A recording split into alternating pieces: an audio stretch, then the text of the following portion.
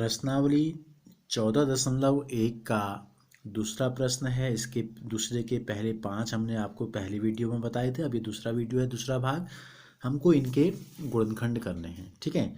तो देखो छठे नंबर में जो हमको पद दिए हैं यह है 5x की घात 2y ऋण 15x(y)2 हमको दिया गया है। तो 5 के गुणनखंड क्या होंगे? 5 ही होगा। 5 एकम 5 चाहें तो लिख सकते हैं, नहीं तो 5 x की घात 2 का मतलब x 2 बार है और y की घात 1 का मतलब y 1 बार है। ऋण के स्थान पर ऋण लगा देंगे। देखो 15 के गुणनखंड हो जाएंगे 3 गुणा 5 15, x 1 बार और y की घात 2 का मतलब y जो है 2 बार है। तो क्या है जो दोनों में कॉमन है, देखते हैं। देखो 5 दोनों में है तो बाहर ले लेते हैं। सार्व गुणनखंड ये x, एक x यहाँ भी है, एक x यहाँ भी है, तो ये भी हमने बाहर ले लिया। यहाँ दूसरा x है लेकिन यहाँ दूसरा x नहीं है। यहाँ एक y है और यहाँ भी एक y है। y की घात 2 था तो y को 2 बार लिखना था यहाँ पर, ठीक है। y गुणा y केवल, तो एक y को भी बाहर ले लेते हैं। अब देखो ऋण से पहले हमने 1 2 3 चीज़ें बाहर ले ली, बचा केवल और केवल x। बीच में ऋण 1 2 3 बाहर आ गए तो एक y बचा और एक बचा 3। तो इस प्रकार इसका गुणनखंड हो गया 5xy कोष्टक में x ऋण 3y। अब हम आते हैं इसके 7वें प्रश्न में।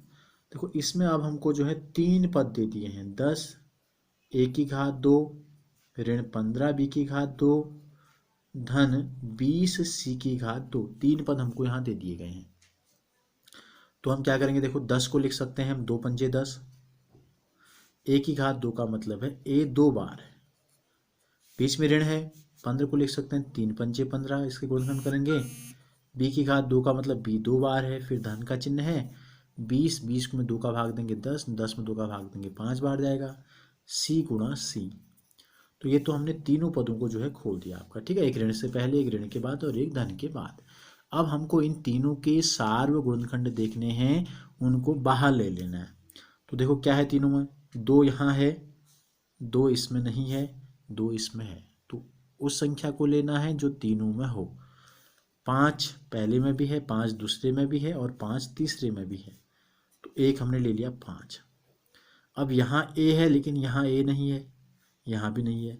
यहाँ b है लेकिन पहले और तीसरे में b नहीं है, दूसरे में, ठीक है। तीसरे में c है तो पहले और दूसरे में c नहीं है। तो केवल और केवल जो कॉमन है इन तीनों में, जो सार्व गुणनखंड है वो है 5। तो 5 के अलावा जो बच गया उसको अंदर 2, a 2 बार आ गया, a की घात 2 हो गया, ऋण 3 b की घात 2 हो गया और धन 2 दूनी 4 c की घात 2। तो ये हो गए इसके गुणनखंड। 8वें प्रश्न में हमको दिया है -4a² plus 4ab minus 4ca। तो 3 पद यहाँ भी हमको दिए गए हैं। तो इन तीनों में क्या है जो कॉमन है, देखो ऋण 4 को हम ये ले लेते हैं, ऋण 1 गुणा 4 लिख सकते हैं। 4 तीनों में है तो 4 के गुणनखंड न करें तो भी चलेगा।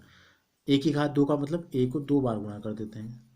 तो ये तो हो गया पहला भाग। बीच में धन है, 4ab का मतलब क्या है, 4 गुणा a गुणा b, ये दूसरा पद हो गया। फिर ऋण है, फिर तीसरा पद है 4 गुणा c गुणा a। अब इन तीनों में क्या है जो कॉमन है, देखो 4 तो हमको साफ स्पष्ट दिखाई दे रहा है, 4 कॉमन है। a यहाँ है, यहाँ भी है, यहाँ भी है, तो a भी तीनों में है तो a को भी 4 के साथ ले लेते हैं।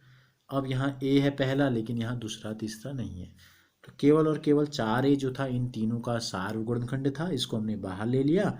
अब क्या बचा, ऋण 1 गुणा a, यानी कि ऋण a भी कह सकते हैं हम इसको। यहाँ बच गया केवल, बीच में धन के बाद केवल और केवल बचा b और ऋण के बाद केवल और केवल बचा c। तो ये हो गया इसके गुणनखंड। 9वें में हमको दिया है x की घात 2yz धन xy की घात 2z धन xyz की घात 2। तो फिर गुणनखंड कर देते हैं तीनों पदों के। देखो x 2 बार है तो x गुणा x, y 1 बार और z 1 बार, तो ये हो गई। इसी प्रकार धन है, x 1 बार, y की घात 2 का मतलब y को 2 बार गुणा करना है और z केवल 1 बार गुणा किया गया है। और धन x गुणा y गुणा z की घात 2 का मतलब है z को 2 बार गुणा किया गया है। अब क्या है जो इन तीनों में कॉमन है, यानी कि धन से पहले, धन के बाद और इस धन के बाद। देखो चिन्ह यहाँ डैश लगा देते हैं, एक्स एक्स एक्स तीनों में है, बाहर ले लेते हैं, वाई वाई वाई भी तीनों में बाहर ले लेते हैं, जेड पहले में भी है, जेड दूसरे में भी है, जेड तीसरे में भी है। तो एक्स वाई जेड कॉमन आ गया, यहाँ एक ही एक्स है, यहाँ इस एक्स के अलावा इसके साथ का दूसरा एक्स नहीं है। इसी प्रकार यहाँ वाई अतिरिक्त है, लेकिन यहाँ पहले और तीसरे में वाई नहीं है। तो केवल ये पहले में बच गया एक्स, बीच में धन, दूसरे में बच गया वाई और धन, तीसरे में बच गया हमारे पास जेड। तो गुणनखंड हो गए एक्स वाई जेड, कोष्टक में X plus Y plus Z.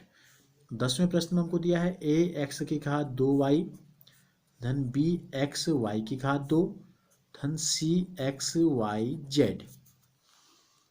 तो फिर गुणनखंड कर देते हैं। पहले ए एक्स की घात 2 का मतलब एक्स को 2 बार गुणा करना है, गुणा वाई, धन की जगह धन लगा दो। बी गुणा एक्स गुणा वाई की घात 2 का मतलब है वाई को 2 बार गुणा कर दो, फिर धन के स्थान पे धन लगा दो। और सी एक्स वाई जेड का मतलब है सी गुणा एक्स गुणा वाई गुणा जेड। अब देखो क्या है, ए पहले में है लेकिन दूसरे और तीसरे में नहीं है, एक्स पहले में भी है, एक्स दूसरे में भी है, एक्स तीसरे में भी है, ठीक है। वाई भी पहले में है, दूसरे में है और तीसरे में है, वाई भी बाहर हमने ले लिया। लेकिन जेड जो है वो केवल और केवल तीसरे में है, पहले और दूसरे में नहीं है। यहाँ एक एक्स क्या बच गया, फिर अब एक ए बच गया, एक बच गया एक्स, दूसरे में एक बी के साथ वाई बच गया और तीसरे में सी के साथ बच गया केवल और केवल जेड। तो इस प्रकार से गुणनखंड हो गई एक्स वाई कोष्टक में A X plus B Y plus C Z.